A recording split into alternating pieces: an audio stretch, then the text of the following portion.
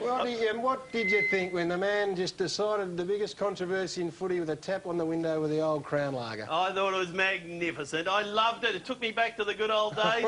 And I just got me bunch here. I feel like a mother. Have a look at them. They are magnificent. I'm so proud of my boys. Drinking frothies. Did you ever think it's going to get you to the position you're in today? Well, I was a bit doubtful when I got the flick from Geelong for drinking too many. But look at me now. I'm the captain of the boys. What do you reckon, boys? Show us. Just go about your work, Bill. Show us how it works. Now, this is how it works, right? So we saddle up here to the glass.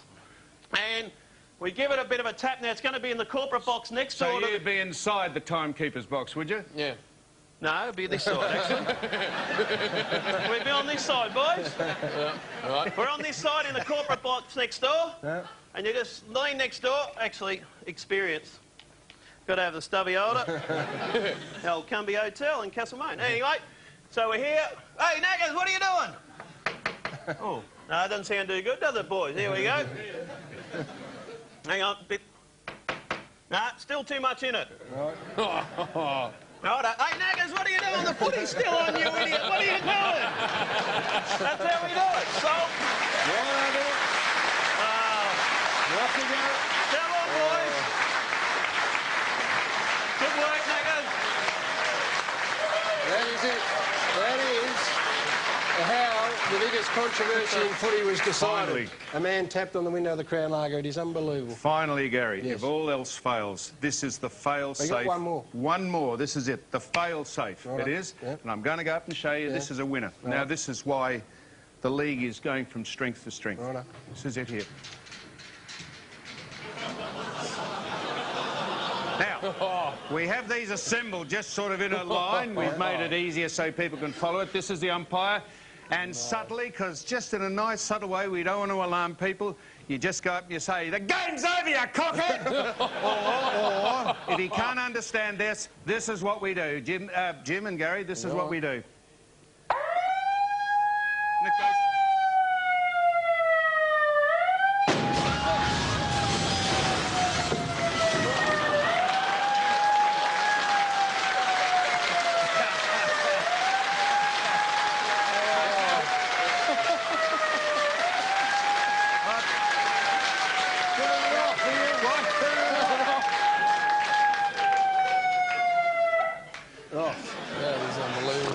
Did it go off? I couldn't hear it.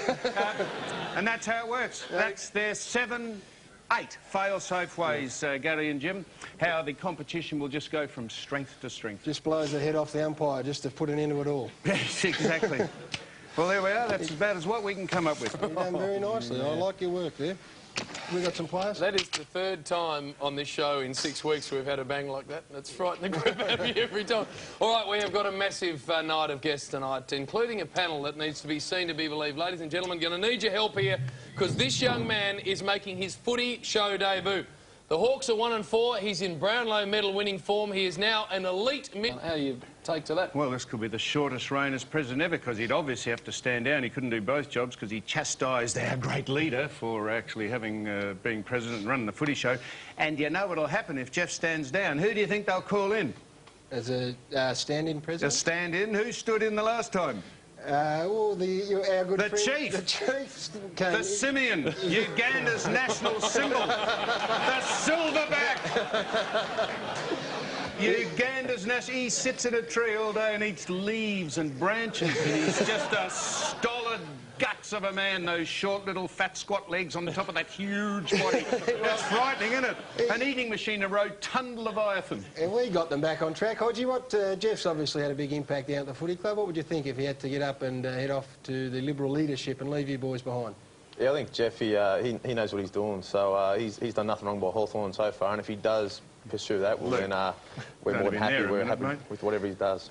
Before he goes, would he think about appointing Alistair Clarkson? You blokes are flying at the moment. You're 4 wins and 1 loss. He is put his own record aside and just drafted young kids, and it looks to be right in the right place now to really push forward. I've got some stuff here. Sam Mitchell came out on April the 3rd and he said all the players are right behind Clarko. Trent Crode said it'd be fantastic to have him re-signed a couple of days later, and you reckon the majority of the players want Clarkson as a coach. Should they come out and reappoint him? Well, that's up to the board, but like, as I said, he's done nothing wrong by the players, and we are sitting 4-1 at this stage, so if we can continue to win, all signs lead that way. Luke, what do you like about Alistair's work? What do you like about his game plan that captivates you, inspires you?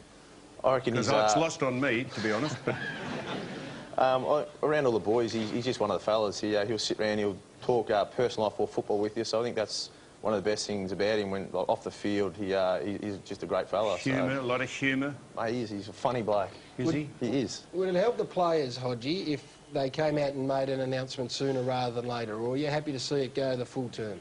No, we're happy just to keep playing footy. If we can keep doing what we're doing at this stage, I think they probably will, but at this stage it's the board's decision, and as long as we keep playing good footy and keep winning, well then I think they've got no choice. Now, Brendan, just got a teddy bear on your lap there. I'm not sure why you have. We're going to get to that in just a second. But you are Mr. Friday Night. You've just enjoyed Carlton's sudden injection into the biggest stage on television. We've just got some vision of you warming up for... You don't know how many people watch on a Friday night, millions, and here's the Fev just getting ready for the game. He's got half a roll stuck in his mouth and he's juggling tennis balls. What are you doing? I don't know. I don't know. Just playing. Oh, yeah, he's like a magician, Fev. In the second half, he made himself disappear. It's a bit harsh. All right, what have you got a teddy bear here for, mate? He obviously fell asleep. This is a big issue. Chad Morrison actually had this thing down in Tasmania not blown up. I think this would still be very much on the agenda, Hurdy. The Code of Conduct and the Players Association Collective Bargaining Agreement allows for a $5,000 maximum fine, maximum, if any player steps outside the rules. Now, the Magpies have gone and slapped $20,000 on Chad Morrison, and it would appear that your boys, the Players Association, have just rolled over and said, we are irrelevant, that is fine, you do what you want to us. Well, they didn't roll over. I think there was strong objections from Brendan Gale in the press, and there's no doubt that Collingwood putting that $20,000 fine and the association accepting it in the end was a kick in the teeth to the association. I don't think it did the association any favours, but there's really no avenue for Brendan Gale to go down. I mean, the players ultimately are loyal to their club, not to the association. Well, so is it toothless? I mean, I'm not joking. I was in the association 10 years ago and it was irrelevant. Everyone paid lip service to it. Well, it's changed now. I mean, the association... Well, it would appear not, though. Well, it has, because it's done a lot of things for the good of the players. I mean, the last collective bargaining agreement, a lot more money came to the players because of the strength of the association and what Andrew Demetriou did for the association. But this is a step backward. But the association is not going to win against a footy club if the players of that footy club want to support the club's decision. And just about every player at every club is going to support the club's decision on most things. So what's the good of it then? Well, on this issue, it didn't have a lot of weight, but on the majority of issues, it does very well. Jim, how did you see the 20 grand fine, given that you had to cough up the same amount for saying some things on the footy show about officials? You looked at a player who nearly cost his club $1 million sponsorship. Silently, you would have been saying to yourself, I reckon that's fair enough. My fine was fair enough. No, the Chad Morrison fine, given what you copped. Look, I think, well, it's a lot of money. You know, 20 grand is a lot of money for... he has to earn $40,000 to get for that $20,000. Look, only Collingwood know what it's worth to them, and if the player's happy, he doesn't seem to be complaining too much, and the other players at Collingwood don't seem to be complaining too much, so I think if they're all happy, then leave it at that. It's been a bad week for you, been overlooked as captain again? Again, yes. What about David Hill just being nominated ahead of your good self? He's fully surprised? Wasn't surprised. I had a bit of input into it myself, and I thought that Hilly is a great choice. I think that... Was he your choice? He was my choice, yeah. Was it offered to you, Jim? Did they offer you the captaincy? It was... Look, the day it happened, the day Lloydie went down, Sheeds came to me the next day and said, we want you to captain the Collingwood game. My immediate thought was I'd prefer... Other blokes did it, younger blokes did it. Thought about it for a while and went to Sheed and said, look, if you want me to do it for the rest of the year, I'm more than happy to do it and I'd love to do it again. But if you think it needs to go to someone younger, then you do that. And we had a discussion with Lloydie and the CEO and the whole group, and Hilly was the man. I think it's a great choice. and a choice for the future of The it. new TV rights have generated for the AFL. How they divvy it up is some sort of a contentious issue, and that's why the President's met with the Commission today, and Chris Jones reported on it. As you would expect, was vigorous and robust.